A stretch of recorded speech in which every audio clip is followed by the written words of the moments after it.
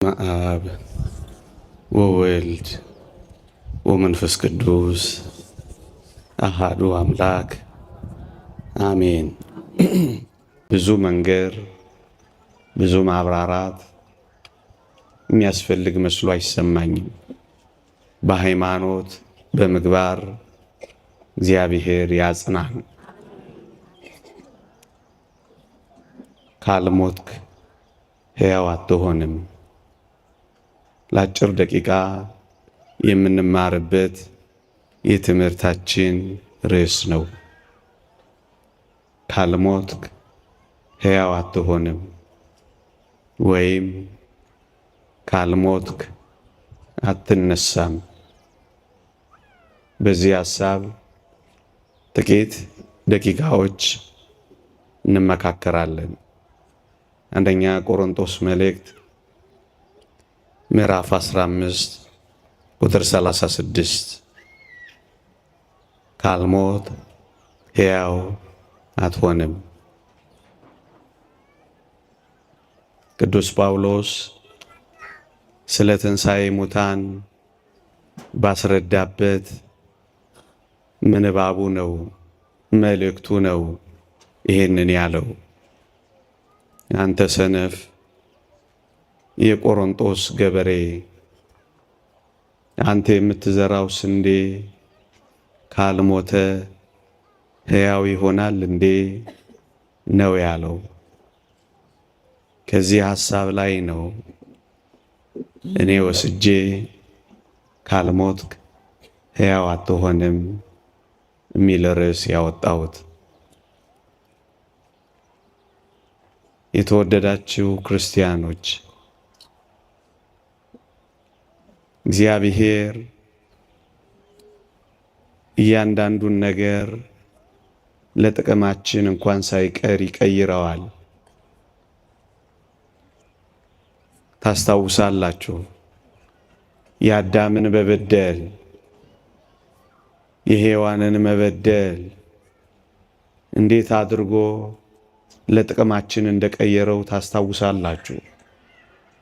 አንድ መምህራችን ነበረ እና ምን ይላል? እንኳን አዳም በደለ፣ አዳም ባይበድል ኖሮ እኮ የእግዚአብሔርን ፍቅር አናውቀውም ነበረ ብሎ ሲያስተምር ሰምቻለሁ። እውነት ነው። እግዚአብሔር ፈጣሪነቱን ብቻ አውቀን ኃያልነቱን ብቻ ተረድተን እንኖር ነበረ።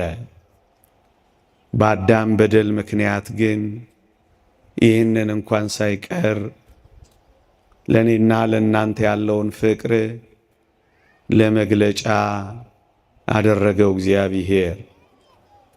ልክ እንደዚህ ነው ወገኖቼ፣ ሞትንም እንኳን ሳይቀር እግዚአብሔር ለጥቅማችን አድርጎ ቀይሮታል።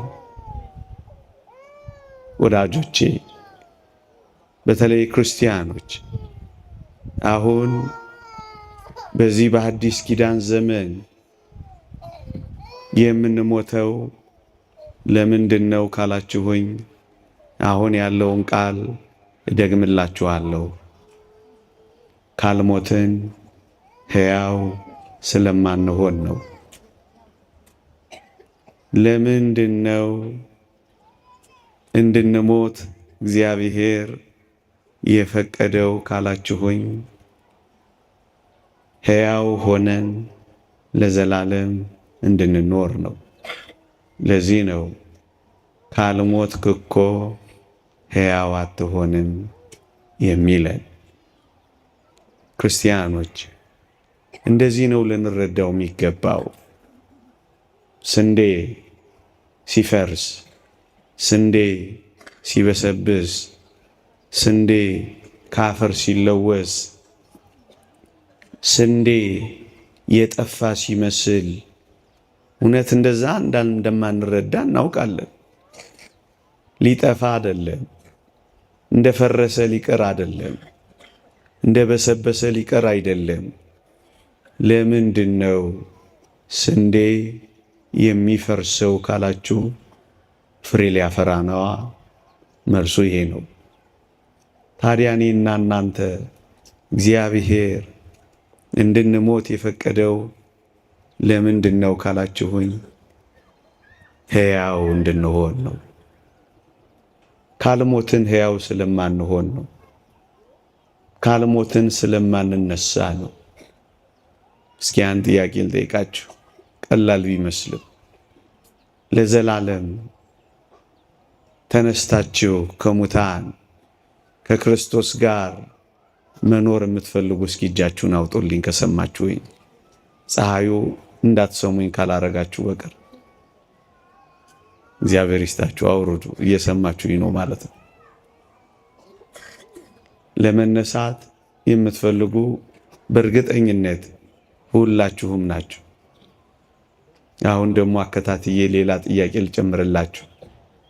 እስኪ መሞት ደግሞ የምትፈልጉ እስኪ እጃችሁን አውጡልኝ። ምን ነው ጉምጉምታ በዛ? ቀስ እያላችሁ ነው የምታወጧት አይደል? ወዳጆቼ አውርዱ፣ ግድ የለም ሳሳ ብሏል። እርግጥ ርዕሴን ግን ነግሬያችሁ ነበር። ምን ነበር ያልኳችሁ?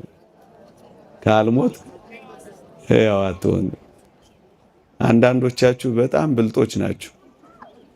ሕያው መሆን ትፈልጋላችሁ፣ መነሳት ትፈልጋላችሁ፣ ግን ምን አትፈልጉ እና በምን በኩል ልትነሱ ፈልጋችሁ ነበር?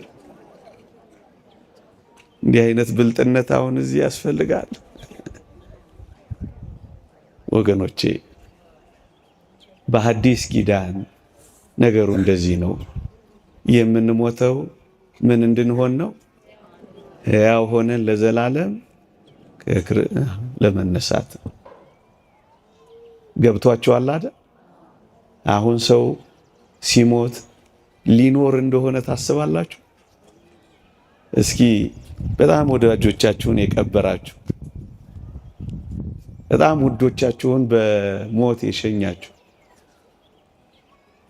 ምን ብላችሁ ነው የምታስቡት? አሁን እንደምነግራችሁ ተረድታችሁ ታውቃላችሁ? ሊኖሩ ነው የሄዱት ነው የምትሉት ወይስ ምንድን ነው የምትሉት? በቃ አይደለም የምትሉት? ግን እነሱ ምን ሊያደርጉ ነው የሄዱት? ንገሩኝ። ሕያው ለመሆን ሊኖሩ፣ እስኪ ሊኖሩ በሉ። ሊኖሩ ነው የሞቱት። ቆይ አንድ ጥያቄ ልጠይቃችሁ። ድምጼ ይሰማችኋል አይደል? መኖር ማለት ምን ማለት ይመስላችኋል? መብላት፣ መጠጣት፣ መውለድ፣ ማግባት፣ መዳር፣ መኳል። መኖር ማለት መስራት። እስኪ እኔ የምሰጠውን ትርጓሜ ስሙ እና ከተስማማችሁ ትነግሩኛላችሁ።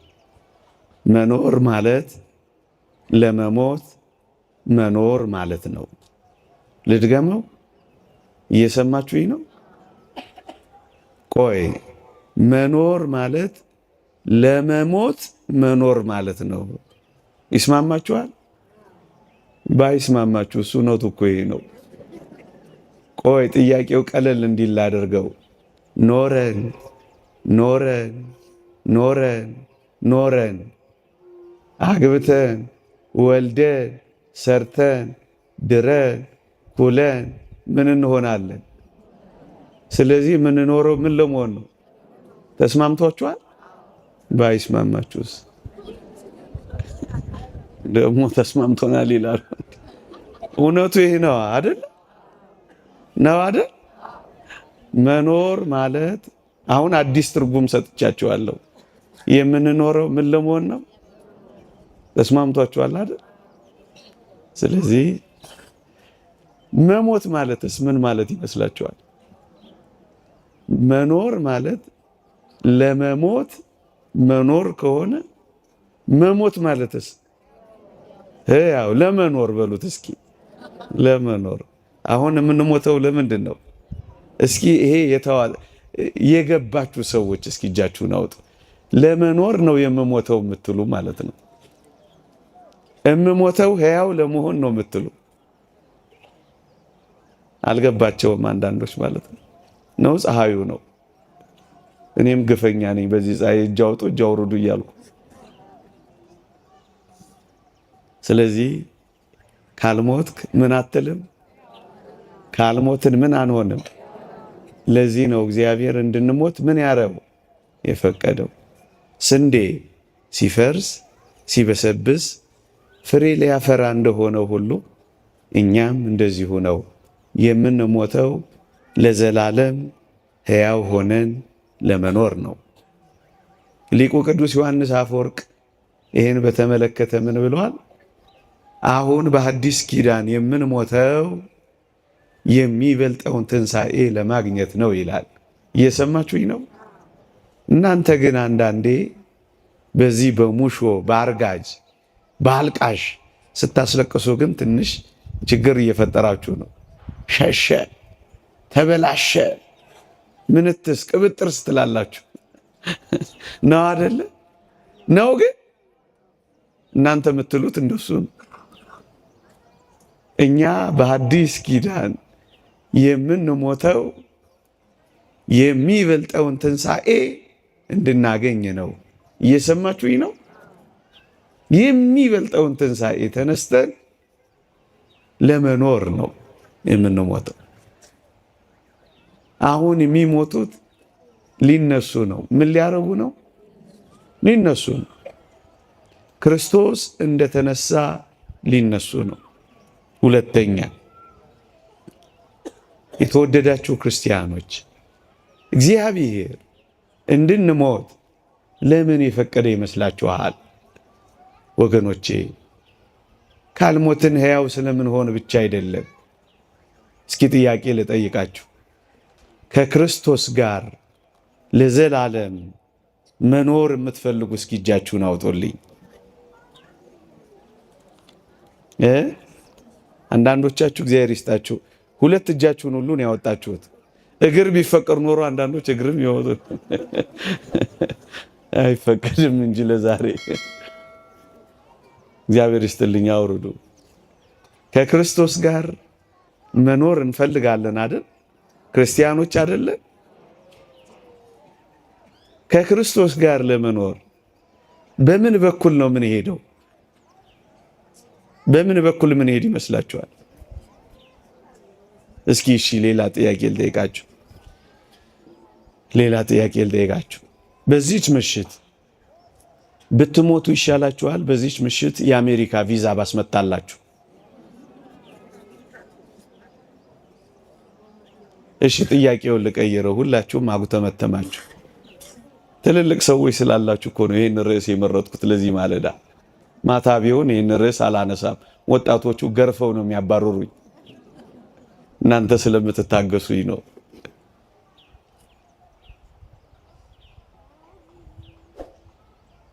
ብትሞቱ ይሻላችኋል ወይስ ቪዛ አልኳችሁ? ዝም አላችሁ።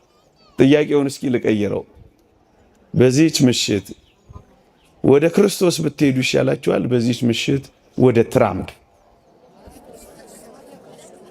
እና ታዲያ ወደ ክርስቶስ የምትሄዱት በሞት በኩል ነው እንጂ ቤት ልትሄዱ በአውሮፕላን፣ በጀት፣ በመንኮራኩር። ግን እናንተ እዚህ አካባቢ ብልጦች ናችሁ። ይህ እግዚአብሔርን ቃል ላንሳላችሁ ማስደገፊያ እንዲሆነን። ቅዱስ ጳውሎስ ልሄድ ከክርስቶስ ጋር ልኖር እናፍቃለሁ። እግዚአብሔር ይስጥልኝ። ምን እላለሁ? ምን ላረግ? ከክርስቶስ ጋር ለመኖር። ከክርስቶስ ጋር ለመኖር እናፍቃለሁ አይደለ? ከሱ በፊት ግን አንድ ቃል አለ። ምን የሚል? ልሄድ። ምን ልሄድ ማለት ምን ማለት ነው? ኦሬ የገባችሁ ናችሁ እናንተ። እኔ ጠርጥር ያለው ቅድምም እናንተን ማስተማር። ልሄድ ምን ላረግ? ልሞት። ቅድም ግን ከክርስቶስ ጋር ልኖርና የምትወዱ ስል እጃችሁን አውጣችኋል አይደል? አሁን ደግሞ ትንሽ ልትሄዱ ትወዳላችሁ።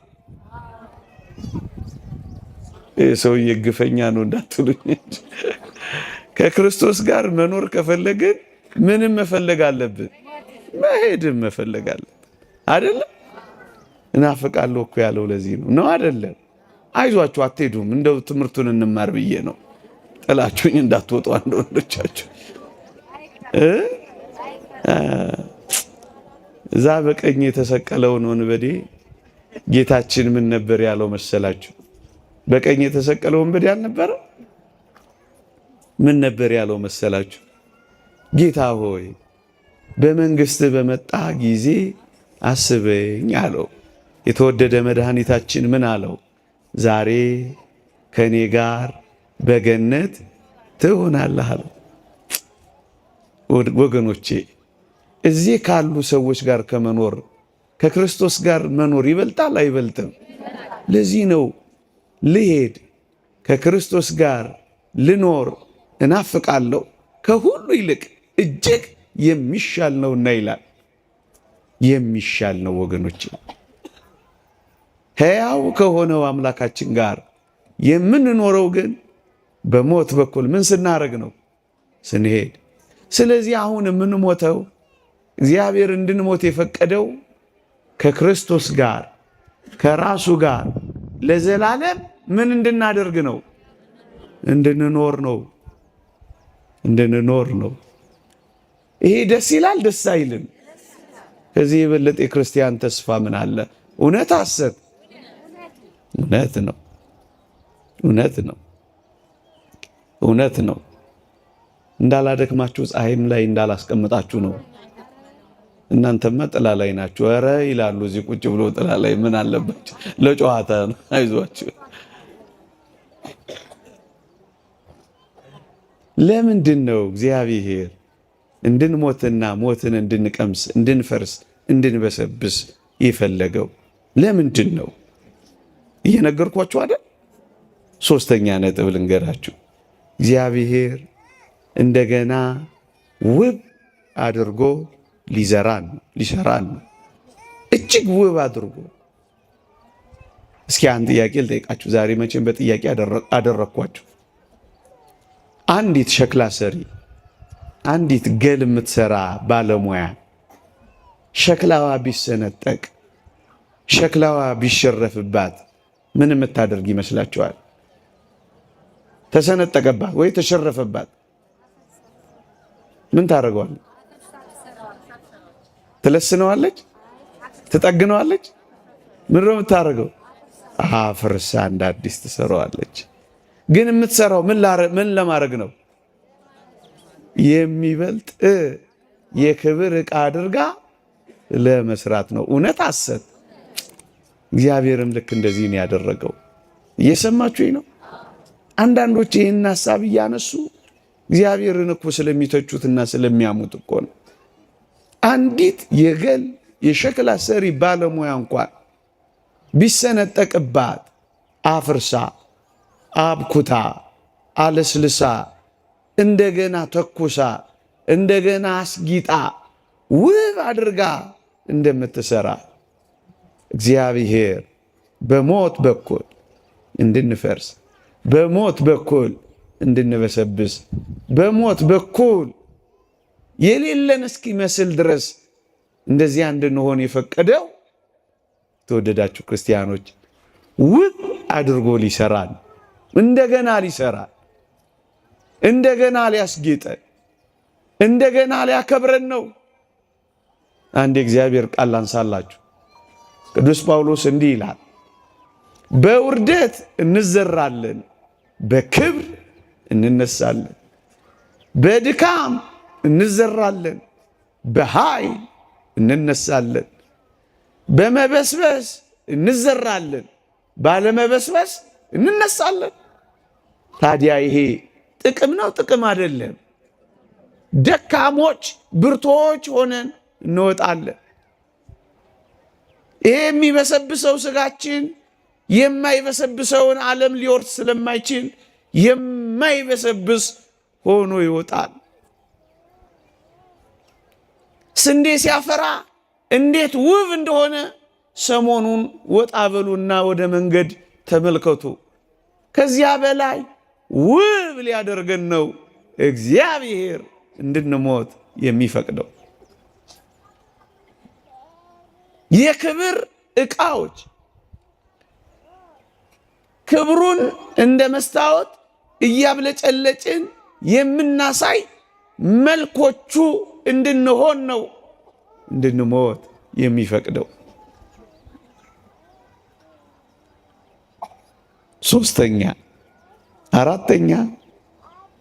አራተኛ ለምን ፈቀደ እግዚአብሔር? ወገኖቼ አንድ ነገር ልንገራችሁ እስኪ። ይሄ ዓለም የድካም ነው የረፍት ነው? መጀመሪያ እሱ ልጠይቃችሁ። የድካም የረፍት እየሰማችሁኝ ነው? እዚህ ዓለም ላይ ማረፍ አይቻልም። ከሐሳብ መላቀቅ አይቻልም። በብዙ ሐሳብ በብዙ ጭንቀት መኖር። እዚያኛው ዓለም ግን ይሄ የለም። እርፍ ነው የምንለው። ወደዚህ ረፍት ነው። ለምን እግዚአብሔር እንድንሞት ፈቀደ? እዚህ እንዳንኖር ከውዶቻችን ጋር እንዳንቆይ አይደለም፣ እንድናርፍለት ስለሚፈልግ ነው እግዚአብሔር። እንድናመሰግነው፣ አርፈው እንደሚያመሰግኑ ሲያመሰግኑ እንደሚያርፉ እንደ መላእክት እንድንኖር እግዚአብሔር ስለሚፈልግ ነው። እርፍ እሱን ነው የሚለን። በጌታ የሚሞቱ ሙታን ብፁዓን ናቸው፣ ከድካማቸው ያርፉ ዘንድ ስራቸው ይከተላቸዋል ይላል። ወገኖቼ የታመሙ እየታመሙ እንዲሁ ይቀጥሉ። የተራቡ እየተራቡ እንዲሁ ይቀጥሉ። የተጨነቁ እንዲሁ እንደተጨነቁ ይቀጥሉ። የተሰቃዩ እየተሰቃዩ እንዲሁ ይቀጥሉ። ያዘኑ እንዳዘኑ እንዲሁ ይቀጥሉ። የተከዙ እንደተከዙ እንዲሁ ይቀጥሉ። ይሄማ ግፍ ነው። እግዚአብሔር ማሳረፊያው መንገድ ነው። ሰው አይገባንም እንጂ አይገባንም። ይህ እግዚአብሔር ስጦታ ነው። እንደ ጸጋ ነው ቅዱሳን የሚቆጥሩት። ቅዱስ ባስልዮስ ዘቂሳርያ እግዚአብሔር ኃጢአታችንን ለመከልከል የሰጠን ስጦታ ነው ይላል። ወገኖቼ ሞት ባይኖር ደግሞ ፍርድ ባይኖር በዚች ዓለም ላይ ወንጀለኞች እና ወንጀል እንዴት ይጨምር እንደነበር እወቁ። ኃጢአትን ለመገደብ፣ በደልን ለማስቆም፣ ግፍን ለማስቆም እርፍ እንድንል እግዚአብሔር የሰጠው ጸጋ ነው። ለዚህ ነው የእግዚአብሔር ስጦታ ነው ያለው ባስልዮስ ዘቂሳርያ። ለማረፍ ነው። ለማረፍ እርፍ እንድንል ለማረፍ። ይሄንን እናምናለን ክርስቲያኖች። ስትቀብሩ ስትሸኙ ይሄንን እያሰብን ሊሆን አይገባም። ስንኖር ይሄንን እያሰብን ሊሆን አይገባም። ለምን እንሞታለን? ልናርፍ ነዋ። ልናርፍ ነዋ። ልናርፍ ነዋ። አልዓዛር የሚባል ሰው ታስታውሳላችሁ አይደል? በመጽሐፍ ቅዱስ ላይ ታስታውሳላችሁ አይደል? እስኪ ልጠይቃችሁ። አልዓዛር በጣም በጣም ድሃ ነበር። ድሃ መሆኑ ብቻ አይደለም፣ ቢለምን የሚሰጠው ያጣ ሰው ነበረ። ድህነት አንድ ነገር እኮ የሚለምን ያለው ሰው እንደውም ብዙም ድሃ መባል የሚያስፈልገው የሚሰጠው ያለው ሰው ማለት ነው። ሲቸግረው በሮ የሚቀበለው ሰው ያለው ሰው እሱ እንደው ማለፊያ ቀን ማትረፊያ ይኖረዋል። ይሄ ሰው ምንም ነገር አልነበረው። ምንም ድህነት ብቻ አይደለም፣ የሚያበድር የሚሰጥ ማጣት ብቻ አይደለም። በጣም ይደንቃችኋል። ደግሞ በሽተኛ ወጥቶ ወርዶ ማይሰራ ማይላወስ። ይሄ ብቻ አይደለም፣ ተንከባካቢ ደግሞ የለውም። በሞቴ ስሙኝ፣ አስታማሚ የለውም፣ አባ ከናሚል የለውም። አያሳዝንም? ይሄ ሰው በድህነት ላይ ደዌ፣ በደዌ ላይ የሚሰጠው ሰው ማጣት።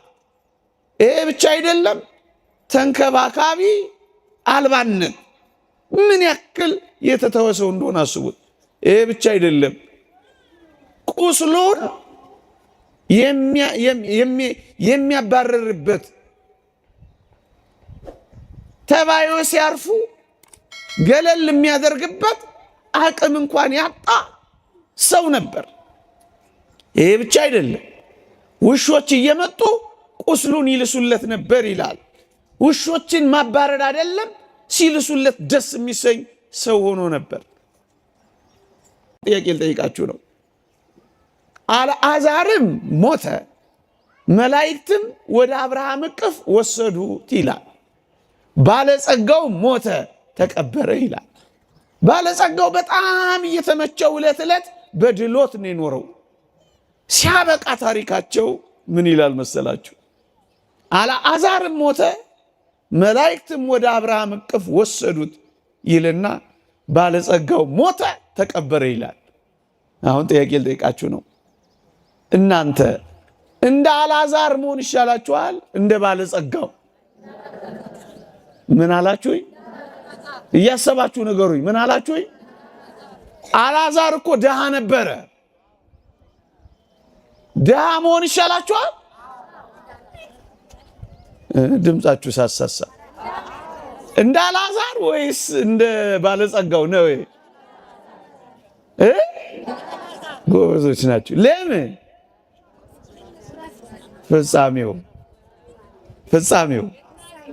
ፍጻሜው ነው አይደለም? አያችሁ፣ ይህንን እንቆ ይኸውላችሁ፣ ፍጻሜውን ሳታዩ ባለጸጋ ወይም ድሃ እንዳትሉ። እየሰማችሁ ነው? ያኛው ሞተ ተቀበረ ይላል፣ ያኛውስ ወደ አብርሃም እቅፍ ገባ ይላል። እየሰማችሁ ነው እንዴ? ድሃ እንደ አልዓዛር ወይስ እንደ ባለጸጋው? በሽተኛ እኮ ነበረ። ይሁና ነው ነገራችሁ። እየተስማማችሁ ነው? በአብርሃም እቅፍ እርፍ ብሏል። እርፍ። እንደውም አልዓዛር የሚገርማችሁ እዛ በእረፍት ቦታ ከሄደ በኋላ በጣም ቪአይፒ ሆነ። ቪአይፒ ነው የሚባለው? ቪአይፒ ነው። ቪአይፒ በጣም ቬሪ ኢምፖርታንት ፐርሰን፣ ቪአይፒ ተፈላጊ ሰው ሆነ። ባለጸጋው አሻቅቦ ሲያየው አልዓዛርን በአብርሃም እቅፍ ውስጥ አየና፣ እባክህ አብርሃም አባቴ ሆይ አልዓዛርን ስደድልኝ። ተፈለገ አልተፈለገም? ወገኖቼ በዚህ ዓለም በብዙ ስቃይ ልንኖር እንችላለን። በዘላለም እረፍት ግን ካረፈን ይበቃናል አይበቃንም? እውነቱ እሱ ነው እሱ አይደለም? ፍጻሜውን ሳታዩ ማንንም መከረኛ፣ እድለኛ፣ ባለጸጋ፣ ድሃ እንዳትሉ አደራችሁ። እየሰማችሁ ነው? እንደ አልዓዛር ኖሮ እንደ አልዓዛር ማረፍ ይሻላል። በምቾት በድሎት በቅምጥልነት ኖሮ ለዘላለም ከመሰቃየት። እውነት ሐሰት? ለዛ ነው እግዚአብሔር እንደዚህ የሚያዘን። ጨዋ የታረመ መልካም ጸባይ ክርስቲያናዊ ሕይወት ይዞ የኖረ ያርፋል፣ ለዘላለም ያርፋል። ጥቂት ጊዜ ይሰቃያል፣ ጥቂት ጊዜ ይቸገራል፣ ጥቂት ጊዜ ያጎነብሳል፣ ጥቂት ጊዜ ይመረራል፣ ጥቂት ጊዜ ይተክዛል፣ ጥቂት ጊዜ ያጣል። ለዘላለም ጊዜ ለማይቆጠርለት ሕይወት ግን በተድላ በደስታ በእረፍት ይኖራል። ይሻላል አይሻልም? ከመረጣችሁ እንደዚህ ኑሩ። የምንሞተው ለዘላለም ለማረፍ ነው። የምንሞተው የከበረ ዕቃ የከበረ ሰውነት ይዘን ለመኖር ነው። ከክርስቶስ ጋር ለዘላለም ለመኖር ነው። የበለጠውን ትንሣኤ እንድናገኝ ነው። ኃጢአታችን እንዲከለከል ነው። መጨረሻ ለምን እንደምንሞት ታውቃላችሁ? ወደ ቤታችን ለመሄድ ነው። ወደ ሀገራችን ለመሄድ ነው። በጣም የምትወዱት መንገድ የትኛው ነው? እናንተ በጣም የምትወዱት መንገዳችሁ የትኛው ነው? የእናንተን አላውቅም። ከፀሐዩ ጋር ተደምሮ የኔ ጥያቄ መከራ እንዳያበላችሁ። እኔ በጣም የምወደው መንገድ ወደ ቤት የሚወስደኝን መንገድ ነው። እርፍ እምልበት ቤተሰቦቼን የማገኝበት ነው አይደለም? ነው ወደ ቤታችን አይደል? በጣም ውብ የሆነ ቤታችን የምንሄደው በሞት አማካኝነት ነው። ያቺ ሀገራችን የት ናት? በሰማይ አይደለም ይለው። ሀገራችን ቤት ነው በሰማይ። ዜግነታችን ክርስቶሳዊ ሰማያዊ። ወደ ሰማይ ወደ ሰማይ እዚህ የመጣ ነው። አደራችሁን ለቱሪስትነት ነው። እዚህ ምን ሆነን ነው? ቱሪስት። ይስማማችኋል? ባይስማማችሁስ? ወደ አንድ ገዳም የገባ አንድ ቱሪስት ገዳሙ ሊጎበኝ ሄዶ አንድ መነኩሴ ቤት ሲገባላችሁ አንዲት ሰሌን መተኛ፣ አንዲት ሳህን መበያ፣ አንዲት ኩባያ መጠጫ ብቻ አገኘ። ደነገጠና ቱሪስቱ አባቴ አቤት፣ ንብረትህ ዕቃ የት አለ ይለዋል። እኔ አዎ አንተን የት አለ ንብረትህ? ምንም ንብረት እኮ አይታየኝም አለው። ትንሽ ያስብና ያ መነኮስ ቱሪስቱን እንዲህ ይለዋል፣ ልጄ አቤት፣ ያንተስ ንብረት ለመሆኑ የት አለ? ያንተስ ሀብት የት አለ ይለዋል። አባቴ እኔ እኮ እዚህ ገዳም ቱሪስት ብቻ ነኝ ይለዋል። መነኩሴውም ምን አለው? ልጄ እኔም እንዳንተ ነኝ። እዚህ ዓለም ላይ ምን ብቻ ነኝ? ቱሪስት ብቻ ነኝ። ዕቃ ስሰበስብ አልኖርም። ምን ስለሆንኩ? ቱሪስት ነኝ። ቱሪስት ነኝ። እየሰማችሁኝ ነው? እንግዶች ነን እያልኳችሁ ነው። እንግዳ የእንግድነት ዘመን ነው። እየሰማችሁኝ ነው? የእንግድነት ዘመን አዲስ ዓመት ስለሆነ ነው እግረ መንገዴን ርዕስ የመረጥኩት። ዘመን ሲጨመርልን፣ ዕቃ ሲዳብርልን፣ ሀብት ሲመጣልን እንዳትረሱ እንግዶች ነን። እንግዳ ወደ ቤቱ ለመሄድ አይደል እየተዘጋጀ የሚኖረው አይደለም? ወደ ሀገሬ ስንቅ ይዤ እመለሳለሁ እያለ አይደል ሀገሩን የሚናፍቀው? እንደሱ ማለት ነው። ስለዚህ ወደ ሀገራችን መሄጃ መንገድ ነው። ለዛ ነው ወደ ሀገራችን ሊሰበስበን ነው የምንሞተው። እየሰማችሁኝ ነው? እንደሱ ነው። አሁን ሞት መልአከ ሞት መጥቶ እንደው ትንሽ ልፈትናችሁና ላብቃ እስኪ። መልአከ ሞት መጥቶ እናቶች እህቶች ብዙ ናችሁ። አንድ 15 ሰው 20 ሰው እንደውም ለምን አሳንሰዋለሁ ልውሰድ ቢል ወንዶች አነስ ትላላችሁ። አንድ 10 ሰው ልውሰድ ቢል መሄድ የምትፈልጉ እስኪ እጃችሁን አውጡ።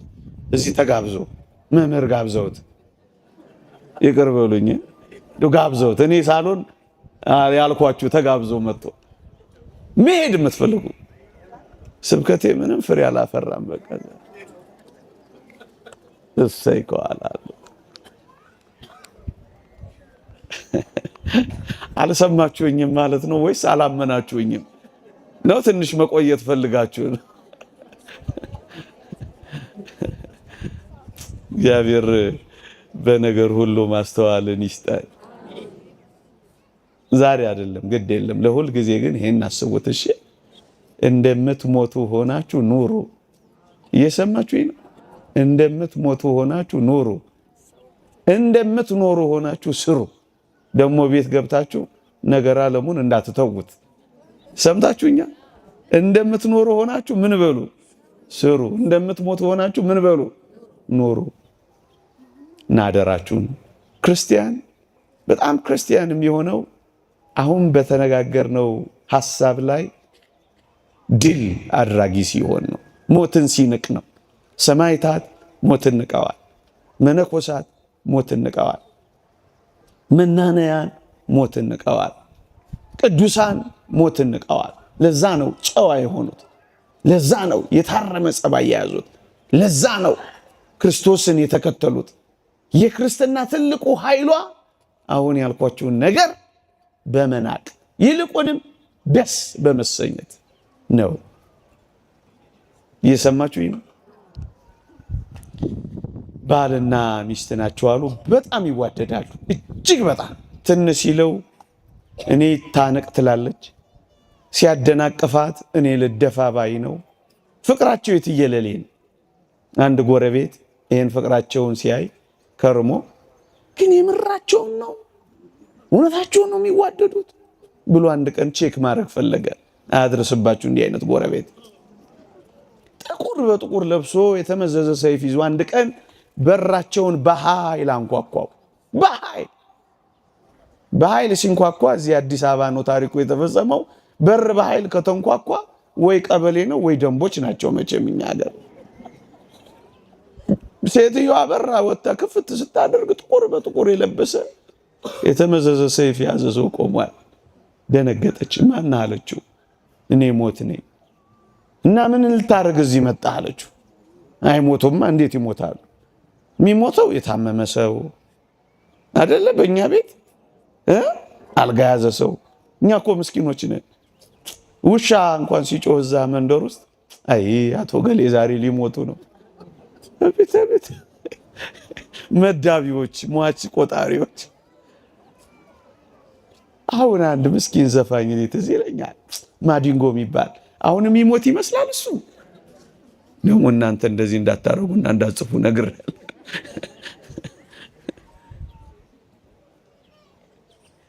እሷም የተረዳችው እንደዚህ ነው። የሚሞቱት አንድ የታመሙ ሰው ነበሩ አቶ ገሌ የሚባሉ። ተሳስተ የሆነ አድራሻ በዚህ ቀጥታ ሄደህ ጥፍ ብለህ አይደለም እዚህ ቤት ነው የመጣሁት አለው። ሞት ምንም ያድራሻ ለውጥ ስህተት የለም እዚህ ቤት ነው ይላል። እና ምን ፈለግ ልወስድ። ሴቲቱ ወደ ኋላ ዞር ብላ አይታ ባሏ እንደሌለ ምን ያደርጋል? እኛ ጋር ከሆነ አድራሻ የመጣው ባሌ ውስጥ አለልህ። እኔ ወጥ ውጬ አብኩቼ አስፍቼ ጋግሬ ልጆች ማኖረው እኔ ነኝ። ባሌ ውስጥ አለ ውሰደው አለች። ፍቅራቸውን ሊለካ መጣል አልኳቸው። እንደሱ ነው ነገሩ። ባል ስትቆይበት ለካ መጥቶ ሰምቷቸው ኖሯል። እኔ አላመጣሁትን ታሰፊዋለሽ፣ እኔ አላመጣሁትን ተወጨውጨዋለሽ፣ እኔ አላመጣሁትን ትሰሪዋለሽ። ጸብ። ከዛ ሴትዮይቱ ፈሊጠኛ ነበረች አሉ። የድሮ ሴት ሳትሆን አትቀርም። እናንተን ማለት አይደለም። በሰላም መውጣት ትፈልጋለሁ። ከዚህ ግን ምን አለች አሉ መሰላችሁ? ለመሆኑ ሞት ሆይ፣ አቤት ከዚህ ቤት ስንት ነፍስ ነው የምትፈልገው ትለዋለች። እኔ ከዚህ ቤት የምፈልገው አንድ ነፍስ ነው። አውቆ በደንብ ሲያስጨንቃቸው ምን ያደርጋል፣ ያሳዝናል። እኔ ጸንሻለሁ፣ 2 ነፍስ ነኝ፣ ባሌን ውሰደው ብላ ለማምለጥ ሞከረች አሉ። እንደዚህ ማምለጥ ይቻላል? አሁን እናንተ ሞት ቢመጣ እየሳቃችሁ ወይስ እያዘናችሁ ትሄዳላችሁ? ለመኖር ከሆነ ከክርስቶስ ጋር ለመኖር ከሆነ እርፍ ለማለት ከሆነ የሚበልጠውን ክብር ለማግኘት ከሆነ ወደ ዘላለም ቤታችን ለመመለስ ከሆነ ልሂድ ማለት የክርስቲያን ወግ ነው። ካልሞትክ ሕያው አትሆንም። ይቆየን። ፀሐይ ላይ ብዙ አቆየዋችሁ። የእግዚአብሔር ቸርነት፣ የእመቤታችን አማላጅነት፣ የጻድቁ አባታችን የአቡነ ሀብተ ማርያም በረከት ረድኤት አይለየን። በሐዘን ጊዜ ብዙ አታምቡ፣ ብዙ አታልቅሱ፣ ተስፋ አትቁረጡ፣ አትመረሩ፣ ጥቁርና ከል አትልበሱ፣ ፀጉር አትንጩ፣ እንደ አሕዛብ አታልቅሱ። ይህ ክርስቲያን ወግ አይደለም። በትንሣኤው ኃይል ለሚያምን ክርስቲያን በቅጡ የሚኖር ሕይወት የሚገለጠው እንዲህ ባሉ ብርቱ የሐዘን ጊዜያት ነው። እየዘመርን መሸኘት እንልመድ። እልል እያል እየዘመርን በአንድ አይናቸው እየሳቁ በአንድ አይናቸው እያለቀሱ እንደሚሸኙት ደጋግ ሰዎች እንሆን። ስለ ፍቅራችን እናለቅሳለን። ከክርስቶስ ጋር ስላለን ፍቅር ደግሞ እንደሰታለን።